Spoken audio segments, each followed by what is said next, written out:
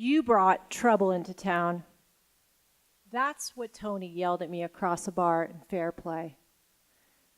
I had just gotten back from Burning Man and invited 2 new friends up to the South Park Music Festival. Tony was a self-ordained ambassador and mayor of Fairplay and was introducing us to everyone in town.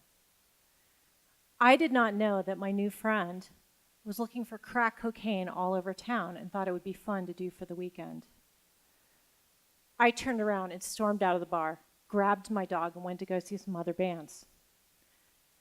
Timber and I were walking down the street, and Tony pulls up next to us and he yells, "Hey, there's a bonfire. We've got to go do a liquor store run. Get in." Tony drove a really cool 1970s convertible Scout International, and going to a bonfire sounded a lot more fun and a lot warmer than walking down the street. So Timber and I jumped in and we went speeding down the highway with the wind whipping through our hair. Tony yelled to me, "Hold on, we've got to make that light." And he steps on the gas, turns the wheel left, jerks the vehicle goes left, and I'm propelling out of the vehicle. I'm reaching for the handle. I'm reaching for the roll bar. I'm reaching for anything, and I'm flailing and flying. I wake up face down in the pavement. Tony is turning my body over. He has a very contorted expression on his face, and he's telling me over and over again how much he loves me. I love you, I love you, I love you. And I'm looking up at the stars in the sky and the universe, and I'm one with the universe. I am one with everything, everything interwoven with nothing. I feel pure joy. Tony tells me he's going to lift my shirt and check my organs for internal bleeding. I think Tony thinks I'm going to die that night, and I'm okay if I do, because I knew pure love. And then Tony was gone.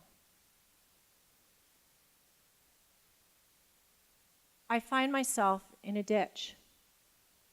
My mouth is about a 1/4 inch from the gravel. I can see people off in the distance, backlit from headlights of a car, like I'm looking at a low camera angle at a movie set. I'm so cold, I'm shivering, I'm freezing, violently shivering. And they don't know that I'm there, and I need to tell them that I'm there. I need to yell for help. I start to yell, and it's a whisper, "Help.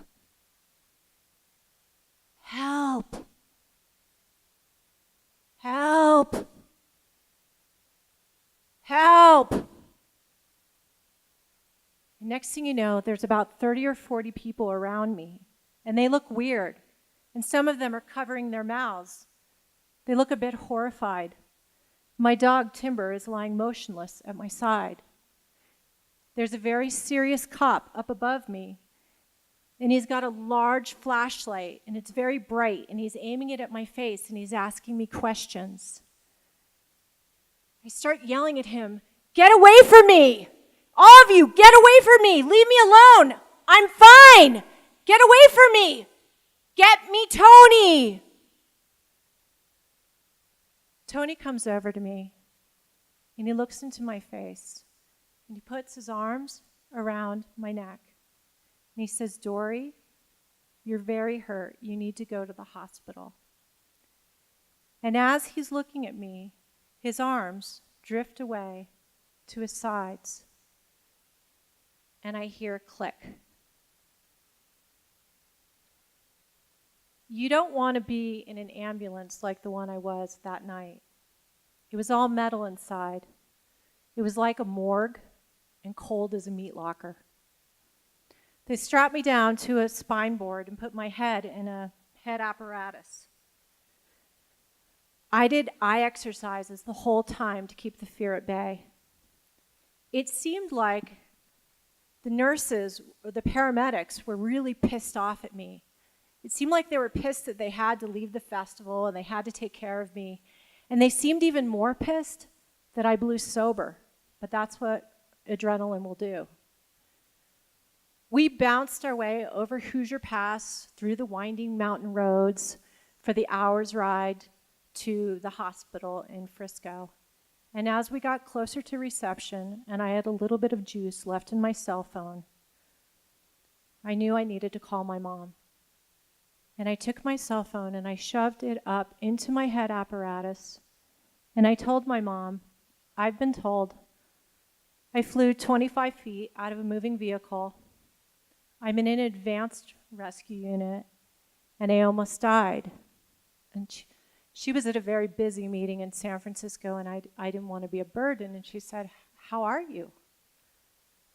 And I was shivering cold and I hurt everywhere and I was so scared. And I said, I'm fine, Mom. And my heart sank. I had to stay in bed for over a month because of neurological problems and because I couldn't feel most of my face. A guy told me that I looked like a stroke victim, and a lawyer told me because of my appearance I was no longer marriable. It's true.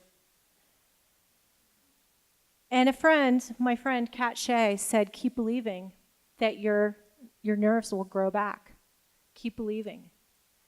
About 7 months later, I woke up in the middle of the night. I felt myself hurling through the air. I felt myself flying, and I felt my body and my face smack onto the pavement. I imagine it's like getting hit in the face with a baseball bat. I felt it was like lightning hit me right in the upper left lip. And my nerves started ripping through my face like roots through hard soil. I started having sensation again, and I started getting expressions again. It hurt like hell, but I knew then I was fine.